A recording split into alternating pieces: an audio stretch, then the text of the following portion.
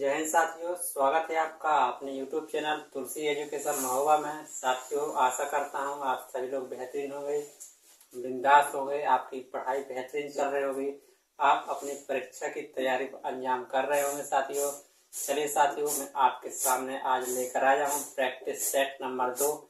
इसके पहले का जो प्रैक्टिस सेट कराया था आप सभी ने देख लिया होगा। चलिए साथियों, देखेंगे अपना प्रैक्टिस सेट नंबर 2। मैं आपके सामने बेहतरीन से बेहतरीन क्वेश्चन लेकर आया हूँ। पूरे जितने भी क्वेश्चन होंगे सारे के सारे एग्जाम ओरिएंट क्वेश्चन होने वाले हैं आपके सामने, और जो भी क्वेश्चन होंगे सारे के सारे प्रीवियस क्वेश्चन होंगे। बहुत ही बिंदास क्वेश्चन है। चलिए साथियों, बिना देरी के शुरुआत करते हैं। यदि साथियों आप चैनल में नए हैं तो चैनल को सब्सक्राइब जरूर करें और अपने सभी दोस्तों को शेयर जरूर करें, ताकि वो आपके साथ साथ अपनी पढ़ाई को भी मेंटेन कर सकें। तो चलिए साथियों, शुरुआत करते हैं। देखेंगे आपके सामने क्वेश्चन नंबर 1 लिखा हुआ है।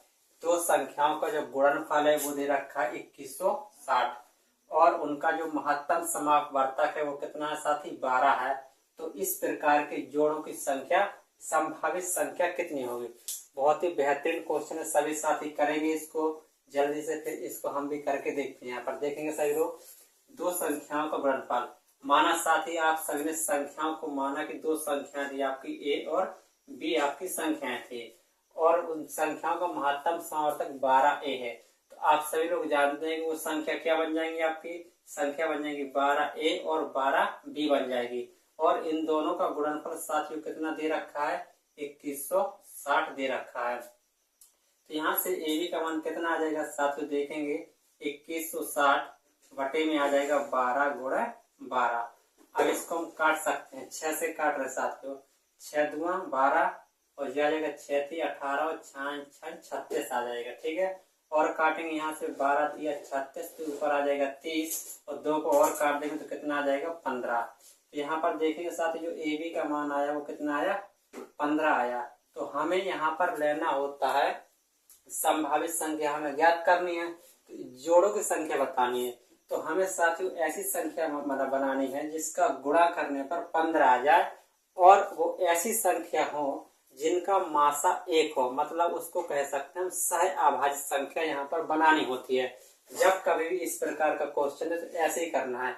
कभी कभी आपको यहाँ योगफल के आधार पर भी दे सकता है, कभी कभी गुणनफल के आधार पर भी देता है। देखेंगे यहाँ पर अगर 15 के फैक्टर करेंगे तो एक होता है 1 5, और एक होता है आपका 1 15 होता है, और एक होता है 3 5।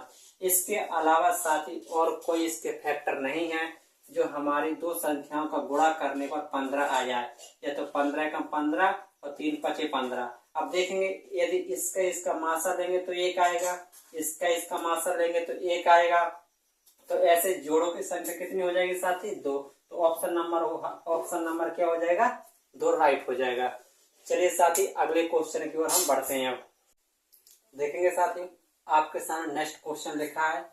एक व्यक्ति अपनी मासिक आय का 5% अनाथालय में दान करता है, और शेष आय का 20% एक बैंक में जमा करता है।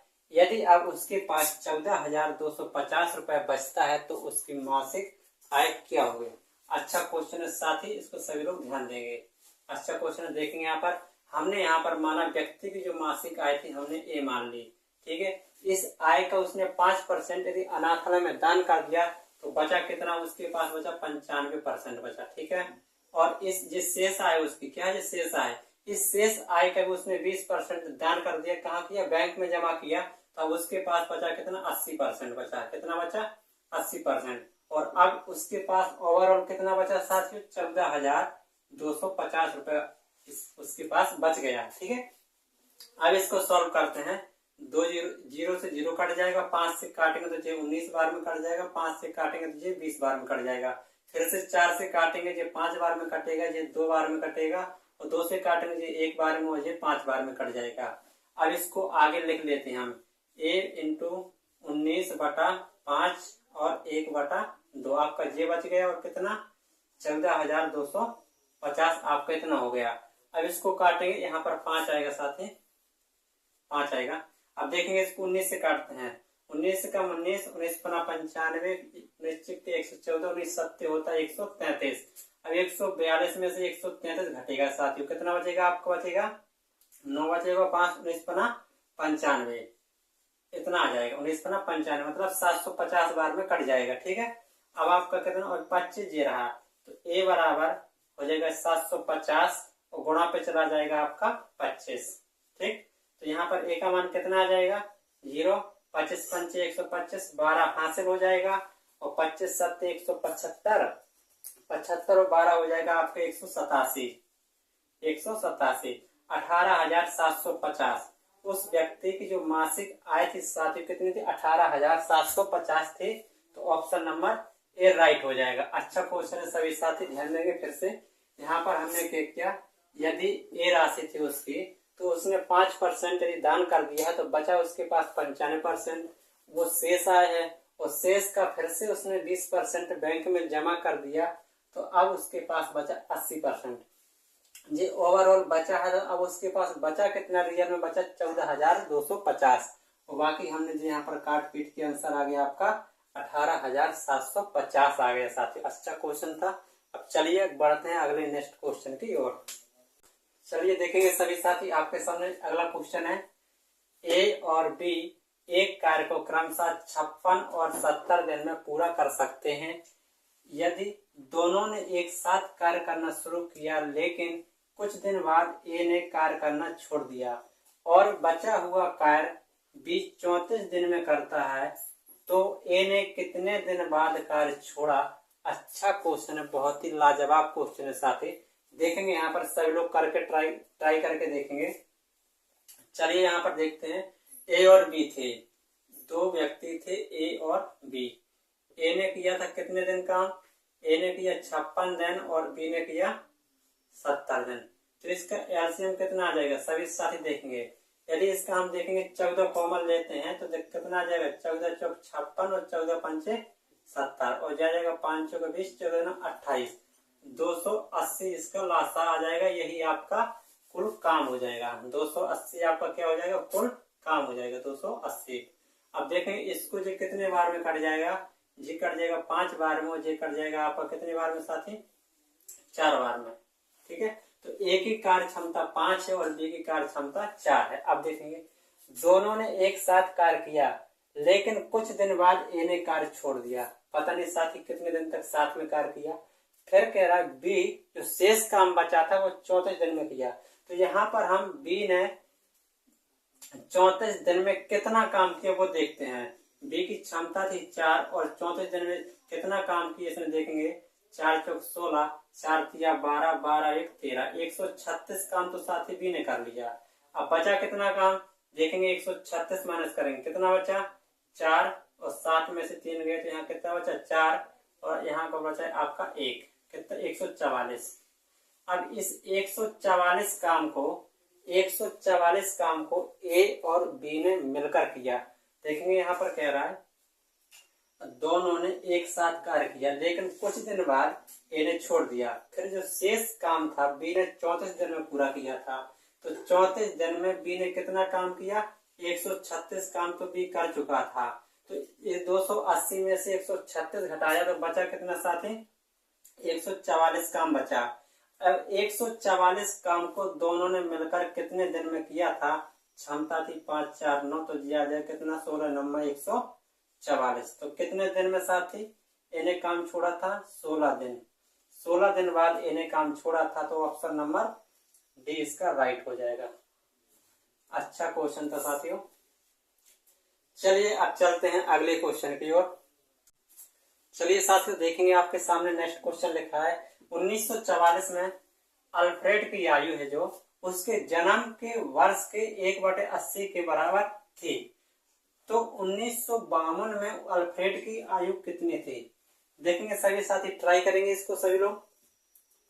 1944 में अल्फ्रेड की आयु उसके जन्म के वर्ष के 1/80 के बराबर थी। तो 1952 में अल्फ्रेड की आयु क्या होगी? चलिए देखते हैं इसको। जब उसका जन्म हुआ था तो उसके समय उसकी आयु थी एक्स थी। क्या थी? एक्स थी या ए थी, आप कुछ ही मान सकते हैं। तो उसके जन्म के कुछ साल बाद उसके जन्म के एक्स के 1/80 के बराबर थी। 1/80 के बराबर थी। कब की बात है जी? और ये 1944 की बात है, 1944 की बात ये आगे। ठीक है, इसको हल करेंगे तो ये आ जाएगा 80, 80 हो 81, 81 x बटे आ जाएगा 80 बराबर आ जाएगा 1944 के। देखेंगे 9 से काटते हैं, यहाँ पर 9 नम्मा 81, 9 से काटेंगे 9 दूना 18, कितना बचा 1, 14, 9 एकम 9, 9 एकम 9 कितना बचा 5 और 9 6 54। ठीक है, इस 9 से काटते हैं 9 एकम 9 और जी आ जाएगा आपका 9 दूना 18 और 9 चौको 36 आ जाएगा। ठीक है, यहाँ पर आ जाएगा x बराबर 80 का गुणा यहाँ हो जाएगा तो 8 चौक 32 और 8 दूना 16 3 1920, यानी कि जब उसका जन्म हुआ था तो क्या था 1920। अब हो गई 1952, तो 1952 में अल्फ्रेड की आयु कितनी थी? जब जन्म हुआ था तो 1920 चल रहा था, अब 1952 है तो उसकी आयु कितनी होगी? देखेंगे 1952 में से 1920 को माइनस कर देंगे तो कितना आ जाएगा साथी? 5 में से 2 गया 3, तो जी आएगा आपका 32 वर्ष। तो उसकी वर्तमान में 1952 में अल्फ्रेड की जो आयु है वो 32 वर्ष है। ऑप्शन नंबर बी हो जाएगा। बहुत ही अच्छा क्वेश्चन था साथियों। आपके सामने जितने भी क्वेश्चन आएंगे बेहतरीन क्वेश्चन आएंगे, क्योंकि ये सारे के सारे प्रीवियस क्वेश्चन आपके सामने मैं करा रहा हूँ। ठीक है, अगले क्वेश्चन की ओर हम बढ़ते हैं। देखेंगे सभी साथी, आपके सामने नेक्स्ट क्वेश्चन है। एक गोलाकार कांच के बर्तन का जो ऊपरी हिस्सा है वो कैसा है? बेलनाकार है, जिसकी लंबाई 7 सेंटीमीटर और चौड़ाई 4 सेंटीमीटर है, और गोलाकार जो भाग है उसका जो व्यास है वो 21 सेंटीमीटर है। तो इसे पूरा भरने के लिए आवश्यक जल की मात्रा क्या होगी? यहाँ पर समझेंगे सभी साथी। यहाँ पर ऊपरी हिस्सा बेलनाकार है और गोलाकार भाग है। यहाँ पर इसने ये नहीं कहा कि कोई अर्धाकार गोला है या कैसा गोला है, उसने स्पेशल कुछ नहीं कहा। तो यहाँ हम मान के चलेंगे कि जो गोला आकार है पूरा कैसा? पूरा गोला है, यहाँ पर अर्ध गोला नहीं है।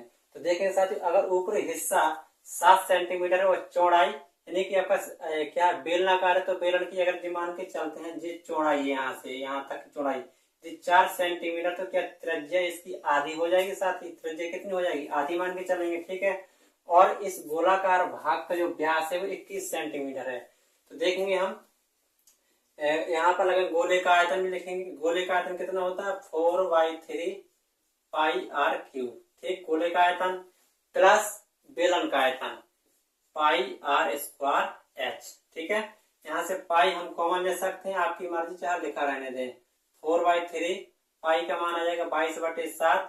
अब देखेंगे यहाँ पर क्या है जी, आपका जो व्यास है क्या है? गोले का व्यास 21 सेंटीमीटर, तो त्रिज्या कितनी आ जाएगी साथ? 21/2। तो इसका घन करेंगे तो 21/2 और 21/2 इतना आने वाला है, प्लस पाई का मान 22/7 आएगा।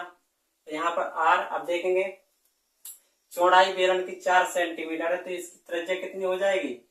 आधी 2 हो जाएगी, तो 2 गुणा 2, 2 का वर्ग आ जाएगा। ठीक है, और इसकी लंबाई हमारी ऊंचाई का काम करेगी तो कितना आ जाएगा? 7 सेंटीमीटर आ जाएगा। ठीक, सभी साथियों को यहाँ तक समझ आ गया होगा। ठीक है, अब करते हैं आगे। देखेंगे इस 7 से ये 7 कट जाएगा। ठीक, अब देखेंगे हम ये 4 से ये 4 कट जाएगा, ये 7 ये 21 से ये 21 कट जाएगा, और इस 2 से ये 22 11 बार में कट जाएगा। तो 21 गुणे 21 कितना आ जाएगा? 441 गुणे 11 प्लस 22 चौको कितना आ जाएगा? 88। 22 चौको कितना आ जाएगा? 88। यदि आगे इसका गुणा करते हैं तो 1 4 1 5 4 4 8 और 4 और प्लस का आ जाएगा 88। यदि अब इसको जोड़ते हैं तो कितना आ जाएगा? 8 1 9 8 5 13 8 1 9 और 4 कितना 4939 घन सेंटीमीटर। 4939 घन सेंटीमीटर। तो ऑप्शन नंबर 7 ही आ जाएगा हमारा बी, राइट हो जाएगा। अच्छा क्वेश्चन है साथी, ये आपका 3D से क्वेश्चन है, इंपोर्टेंट क्वेश्चन इसको कहेंगे। फिर चलते हैं अगले क्वेश्चन की ओर। चलिए साथियों, आपके सामने अगला क्वेश्चन है, नल टंकी वाला क्वेश्चन है आपके सामने। देखेंगे एक नल किसी खाली टैंक को x घंटे में भर सकता है, ठीक, और एक अन्य दूसरा पाइप उसे y घंटे में खाली कर सकता है। वो दोनों मिलकर उसे कितने समय में भर सकते हैं? कंडीशन है कि y बड़ा है x से, तो यहाँ पर आप ऑप्शन के हिसाब से भी कर सकते हैं, क्योंकि उसमें कंडीशन थी कि y बड़ा है x से। जहां भी जिस वैल्यू में y बड़ा होगा x से, वो ऑप्शन आपका ठीक हो जाएगा। देखेंगे यहाँ x बड़ा है तो ये तो आपका होना नहीं है, यहाँ y बड़ा है x से हो सकता है, यहाँ जे भी आपका ऑप्शन नहीं है। अब इसको और एक बार हल करके देखते हैं हम, ठीक है। एक नल था, x था, ठीक है, x घंटे भर सकता था। मान के चले ए नल था, वो x घंटे भरता है, और बी नल है वो y घंटे में भरता है, ठीक है। यदि इनका लासा लेते हैं तो हमारे टंकी की क्षमता आती है वो कितनी xy आ जाएगी, और x में x से भाग देंगे कितना आ जाएगा y, और y में इसमें भाग देंगे तो आ जाएगा x। जबकि जे भर रहा है तो ये प्लस आएगा, जबकि जे खाली कर रहा है तो ये माइनस आ जाएगा, ठीक है। अब दोनों मिलकर के इसको कितने टाइम पे भर सकते हैं, तो x y को भरने में y माइनस x। तो इस प्रकार का ऑप्शन कौन सा है साथियों, आप कहेंगे ऑप्शन नंबर ए आपका राइट हो जाएगा। सिंपल क्वेश्चन था बहुत ही, लेकिन अच्छा क्वेश्चन था। चलिए अब चलते हैं एक अगले क्वेश्चन की ओर। चलिए सभी साथी, आपके सामने अगला क्वेश्चन है, देखेंगे सभी लोग, देखेंगे करेंगे सभी लोग जल्दी से 1 मिनट के अंदर अंदर सभी लोग करके इसको, सभी लोग करेंगे इसको। बहुत ही अच्छा क्वेश्चन है साथियों, सभी लोग करेंगे इसको जल्दी से जल्दी। फिर देखते हैं एक अगला क्वेश्चन देखेंगे। एक निश्चित धनराशि चक्रवृद्धि ब्याज की दर से 2 वर्ष में 64,000 रुपए हो जाता है, जबकि 5 वर्ष में 1,25,000 रुपए हो जाता है। तो पूछा है आपसे कि मूलधन क्या होगा। देखेंगे सही, अच्छा क्वेश्चन है, देखेंगे। यदि हम मानते हैं इसका धन था P, तो यहाँ से 2 साल में कितनी हुई साथियों, जो हो चुकी आपकी 64,000, ठीक है। और 5 साल में, यानी कि यहाँ से यहाँ 5 साल में कितनी हो चुकी है, 1,25,000 हो चुकी है, ठीक है, 1,25,000। देखेंगे साथी, यहाँ से इसको होने में कितना टाइम लगा, 3 साल। यहाँ से इसको 1,25,000 होने में कितना टाइम लगा, 3 साल। तो क्यों ना साथी हम इसका यहाँ पर घन निकाल सकते हैं। देखेंगे 3 जीरो से 3 जीरो कट जाएगा, और ये 64 का घनमूल निकालेंगे। यहाँ पर 64 का जो घनमूल आ जाएगा वो कितना आ जाएगा, देखेंगे, और 125 का घनमूल, तो 64 का तो हो जाएगा साथियों आपका 4, और यहाँ पर कितना आ जाएगा, इसका हो जाएगा 5। तो कितना बढ़ा, 1 बढ़ा, कितने बढ़ा, 4 में, तो 100 में कितना आ जाएगा, 25%। तो यहाँ से तो साथियों आपकी क्या आ चुकी है, दर आ चुकी है, ठीक है। यदि इसका मूलधन ज्ञात करना है, देखेंगे यहाँ पर मूलधन देखेंगे, यदि 25% का फ्रैक्शन होता है साथी 1/4, 25% का जो फ्रैक्शन होता है वो कितना होता है, 1/4। यानी कि पहले मूल कितना था, पहले 4 था, तो 1 ब्याज मिला तो कितना हो गया, 5। अगले साल कितना, 4 तो कितना हो गया, 5। देखेंगे 4 चौक 16 था, और 2 साल में कितना हो गया था, 25, और 2 साल का ब्याज आपका कितना है, 64,000 है, ठीक है। 25 बराबर आ जाएगा आपका 64,000 के, तो 1 बराबर आ जाएगा 64,000 बटे 25। आपको 16 की वैल्यू ज्ञात करना है, तो यहाँ 16 का मल्टीप्लाई कर देंगे। अब देखेंगे इसको हम कर देंगे, यदि 1000 में भाग देंगे तो आ जाएगा 25 चौको 100, यानी कि 40 आ जाएगा, ठीक है। और यहाँ पर हो जाएगा आपका 64 गुणा 16 चौको 64, और 64 होता है आपका 40, 96 1 0 और आ जाएगा, तो 40,960। तो इस क्वेश्चन का आंसर आ जाएगा 40,960, ऑप्शन नंबर बी हो जाएगा साथियों। अच्छा क्वेश्चन कहेंगे साथियों इसको हम, अच्छा क्वेश्चन है आपका, बहुत ही बेहतरीन क्वेश्चन है। सब लोग देखेंगे इसको। पहले हमने क्या किया है, मूलधन हुआ था 2 साल में इतना, और 3 साल में इतना हो गया, तो ओवरऑल 5 साल में इतना हो गया। तो हमने इसके लिए जे मूलधन का काम करेगा, तो 3 साल में इतने से इतना हो गया। तो देखेंगे इसका हमने घनमूल निकाल दिया, 3 जीरो से 3 जीरो काट दिए, और 64 और 125 के घनमूल निकाल दिए, तो 4 और 5 आया। तो यहाँ से पहले हमने रेट ऑफ इंटरेस्ट निकाली 25%, और फिर हमने 25% का फ्रैक्शन बनाया 1/4। यदि मूलधन 4 था, ब्याज 1 मिला, तो कितना हो गया, 5। अगली साल भी 4 रहेगा, 5 हो जाएगा। तो ओवरऑल ये कितना आ गया, 16, जी आ गया 25। तो ये हमने यहाँ पर साथ 2 साल का निकाला, तो 2 साल में हमारा रियल में मूलधन कितना हुआ था, 64,000, और 2 साल में यहाँ कितना हुआ, 25। तो 25 बराबर आ जाएगा 64,000 का, तो 1 बराबर इतना आ जाएगा। हम 16 की वैल्यू ज्ञात कर लेंगे, तो आंसर आ जाएगा हमारा 40,000 960 आ जाएगा। आशा करता हूँ दोस्तों आप सभी को समझ में आया होगा। अब चलते हैं एक बेहतरीन क्वेश्चन की ओर। अगले क्वेश्चन में चलिए देखते हैं। चलिए सभी साथी देखेंगे आपके सामने एक अगला क्वेश्चन है, बेईमान दुकानदार वाला क्वेश्चन है। बहुत ही अच्छा क्वेश्चन है जी।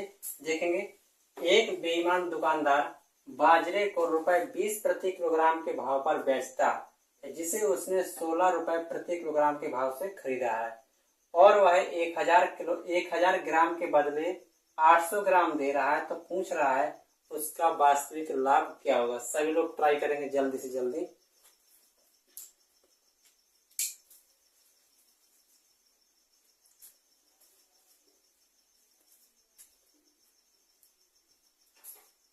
एक बेईमान दुकानदार बाजरे को 20 रुपए प्रति किलो के भाव से बेच रहा है। देखेंगे उसने खरीदा कितने का था साथी, 16 रुपए का खरीदा था और बेच दिया कितने का, 20 रुपए का बेच दिया। ठीक है, सो उसने 16 का खरीदा था और 20 प्रति किलोग्राम के भाव से बेच दिया, जहां पर वह 1000 ग्राम के बदले 800 ग्राम देता है। कह रहा है भाई मैं तुझे 1000 ग्राम ही दूंगा, लेकिन रियल में दे कितना रहा, वो 800 ग्राम दे रहा है। रियल में कितना दे रहा, 800 ग्राम दे रहा। तो इसको यहाँ पे हल कर लेंगे, 0 से 2 0 कट जाएंगे। ठीक है, और यहाँ पर काटेंगे 4 दूना 8, यहाँ पर गुणा में है साथ ही 4 पंचे 20 आ जाएगा। ठीक है, और देखेंगे 2 से काटेंगे तो जी आ जाएगा आपका 5।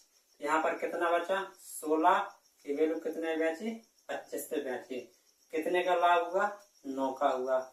कितने में हुआ, 16 में हुआ। तो 100 में कितना परसेंट आ जाएगा। ठीक, 4 से काटेंगे तो 4 बार में, 4 से काटेंगे तो 25 बार में, और 25 नंबर होता है आपका 225 बटे आ जाएगा 4। भाग देंगे तो यहाँ पर कितना आ जाएगा, 4 पंचे 20, 2 25, 4 6 24 और .25 यानी कि 56.25। किधर है, 56.25। ऑप्शन नंबर डी इसका राइट हो जाएगा। Option number D 56.25। एक बार देख लेंगे फिर से, 4 पंचे 20, 2 25, 4 6 24 और 1/4 हम 25 लिखते हैं। ऑप्शन नंबर डी आपका सही हो जाएगा। अच्छा क्वेश्चन तो सभी साथी देखेंगे फिर से। 16 की खरीदी 20 पर बेच दी उसने। ठीक है, फिर उसने क्या कहा, 1000 ग्राम के बदले 800 ग्राम दे रहा, लेकिन जो ग्राहक है उसको कह रहा भाई मैं तुझे 1000 ग्राम ही दूंगा। तो उसने 1000 ग्राम ही उसको दिखाया है, लेकिन उसने रियल में दिया कितना है, 800 ग्राम दिया है। और यहाँ पर जो वैल्यू लिखी जाती है वो सारी की सारी गुणा में होती है, और यहाँ पर हमने काटा पीटी मचाई। तो ऑप्शन कितना लिखा है, 16 25। यहाँ पे लाभ कितना हुआ, 9 का कितने पे हुआ, 16 पे, और 100 में कितना हो जाएगा। तो यहाँ आपके सामने ऑप्शन नंबर डी हो जाएगा। अब देखते हैं साथी अगला क्वेश्चन।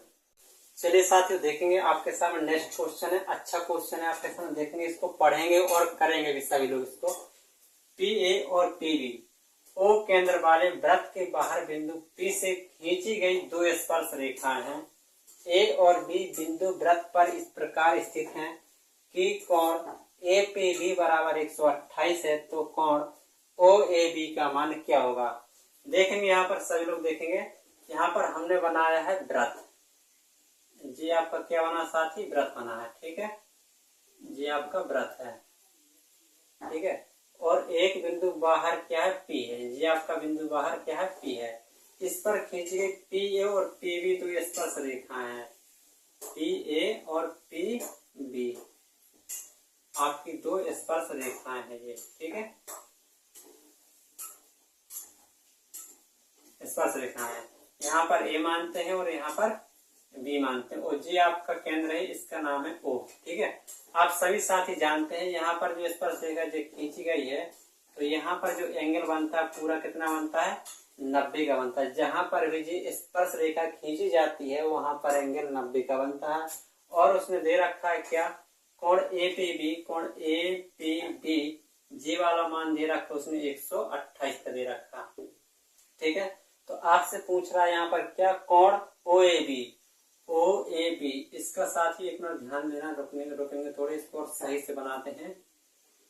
ये इसका केंद्र है। ठीक है, इसको यहाँ में लाया और इसको यहाँ में लाया। ठीक है, ये रहा। ठीक है, ये आपका ये रहा।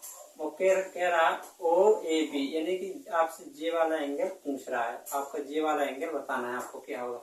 तो ये थ्योरम के साथ ही सभी लोग ध्यान देंगे, जब भी आपके सामने इस प्रकार के यदि क्वेश्चन आता है तो क्या करते हैं, आपसे जे कोण दिया जाएगा, यदि आपसे जे वाला एंगल पूछे या जे वाला एंगल पूछे, ये पूरा इसका आधा होता है, यानी कि जे वाला एंगल कितना होगा 128 का आधा कितना आ जाएगा साथी 64 आ जाएगा, कितना आ जाएगा, ऑप्शन नंबर सी आ जाएगा, ऑप्शन नंबर सी इसका राइट हो जाएगा।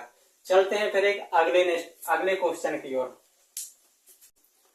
चलेंगे सभी साथी। देखेंगे आपके सामने एक बिंदास क्वेश्चन लिखा हुआ है, यदि 1,26,000 बराबर जे लिखा है तो यहाँ पर पी क्यू आर तथा ए से आरोही क्रम में अभाज्य संख्या है, तो आपको इसकी वैल्यू बताना है, इसकी वैल्यू बताना है। तो देखेंगे साथी यहाँ पर आप ऐसे भी कर सकते हैं कि इसको क्रमागत अभाज्य संख्या है तो आप इसको मतलब ऐसे नॉर्मल चेक कर सकते हैं या फिर इसको तोड़ सकते हैं। इसको तोड़ेंगे तो आपके इसका मान निकल के आ जाएगा। देखेंगे कैसे, इसको तोड़ेंगे 1,26,000 को देखेंगे सभी लोग, इसके हम गुणनखंड बनाएंगे। यदि 2 से काटेंगे कितना आ जाएगा 6 और 3 आ जाएगा, ठीक है।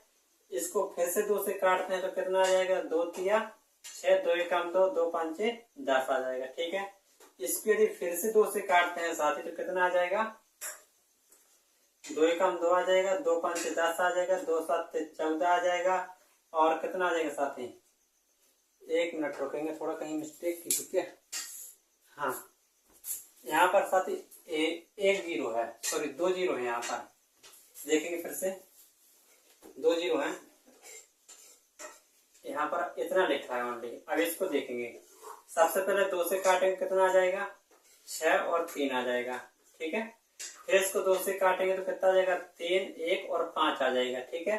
फिर से इसको 2 से काटेंगे तो 1 आ जाएगा और 2 पंचे 10 आ जाएगा और 2 7 14 आ जाएगा, 2 पंचे 10 आ जाएगा, ठीक है। 7 5 12 और यहाँ पर 5 1 6, 3 से कट जाएगा, देखेंगे 3 पचे 15, 3 दूना 6, 3 पचे 15 आ जाएगा, 5 5 2 3 से कट जाएगा, कितना आ जाएगा 3 एकम 3, 3 एकम 3 आ जाएगा, 3 7 21, 3 पचे 15 आ जाएगा, 7 5 12 1 13, 5 से ट्राई करेंगे कितना आ जाएगा 5 3 15 और 5 7 35 आ जाएगा।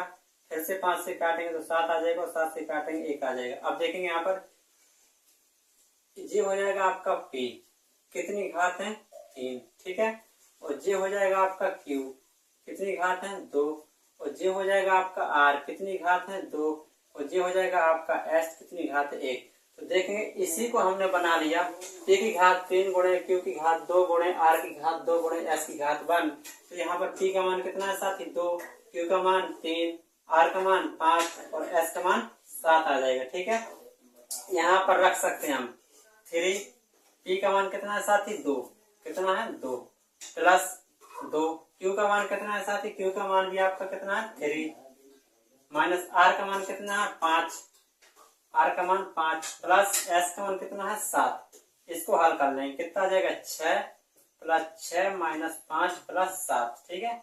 6 6 हुआ 12 और 12 में से 5 गए तो बचा 7 और प्लस का 7 तो कितना आ जाएगा 14। तो ऑप्शन नंबर आ जाएगा डी आ जाएगा, ऑप्शन नंबर डी आ जाएगा। बहुत ही बेहतरीन क्वेश्चन है साथी जी, बहुत ही बेहतरीन क्वेश्चन है जी। फिर चलते हैं एक अगले क्वेश्चन की ओर। क्वेश्चन है देखेंगे, यदि sin 21 बराबर x बटा y है तो sec 21 माइनस sin 69 किसके बराबर होगा। आपके सामने 4 ऑप्शन दे रहे हैं, ठीक है। सभी लोग देखेंगे यहाँ पर फटाफट। हमने आपके सामने यहाँ पर लिखा है sin 21, ठीक है, कितना है x बटे y। आप सभी लोग जानते हैं कि ये होता है लाल बटे का, आप सभी लोग जानते हैं इसको, ठीक है। अब यहाँ पर देखेंगे, यदि हम यहाँ पर राइट एंगल ट्रायंगल बनाते हैं, राइट एंगल ट्रायंगल बनाते हैं यहाँ पर, तो यहाँ पर sin 21 हमने देखेंगे, यदि हमने इसको क्या माना 21, यदि हमने इसको 21 माना तो ये वाला कितना होगा 69 होगा, तो ये वाला अपने आप में कितना हो जाएगा 90 हो जाएगा। और साइन बराबर होता है लंब बटे कर्ण होता है, तो लंब कौन सा आ जाएगा, अगर जे 21 है तो इसके सामने जे एक्स लंब हो जाएगा, कर्ण वाई हो जाएगा। अगर जे एक्स जे वाई तो जे आधा कितना हो जाएगा साथी, आप सभी लोग जानते हैं भली भांति, जो हो जाएगा आपका y square minus x square हो जाएगा, ठीक, आप सभी लोग जानते हैं, ठीक है। और फिर आपको यहाँ बताना है sec 21 माइनस sin 69 बताना है आपको। sec 21 तो 21 के लिए यही रहेगा। तो sec बराबर क्या होता है, sec होता है cos का उल्टा, cos बराबर आधार बटे कर्ण, तो sec बराबर होगा कर्ण बटे आधार। क्या होगा, कर्ण बटे आधार, तो ये आ जाएगा y बटे under root y square minus x square minus.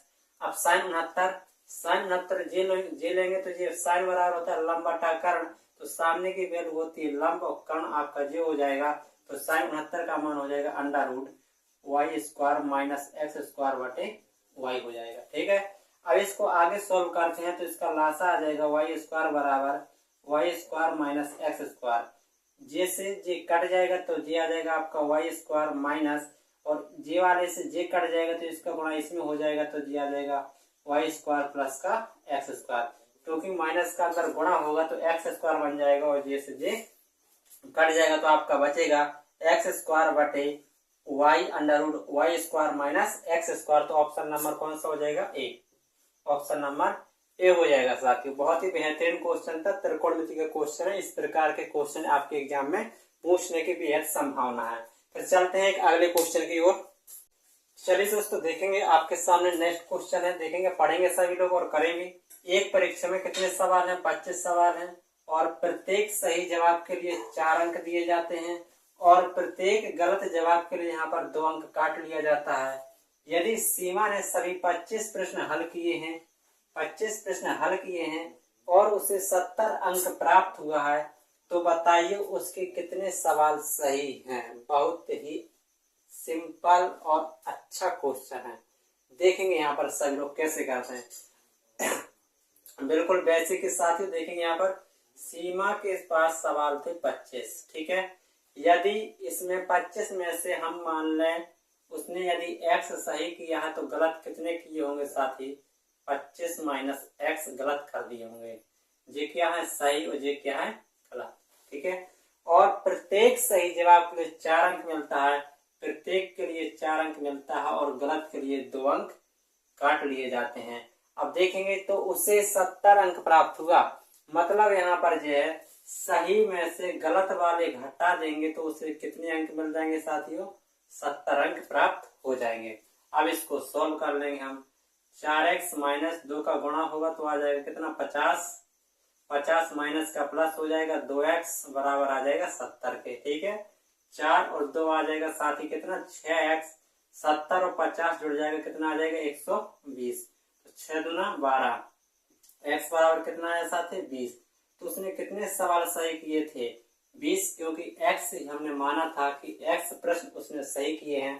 तो यहाँ पर आपसे यही पूछ रहा है कि कितने सवाल उसने सही किए, तो ऑप्शन नंबर इसका सी एकदम राइट हो जाएगा, सी एकदम राइट हो जाएगा।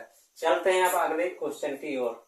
सभी साथी अगला क्वेश्चन देखेंगे, यहाँ पर देखेंगे x square minus y square तथा x माइनस वाई का तृतीय अनुपात ज्ञात करें।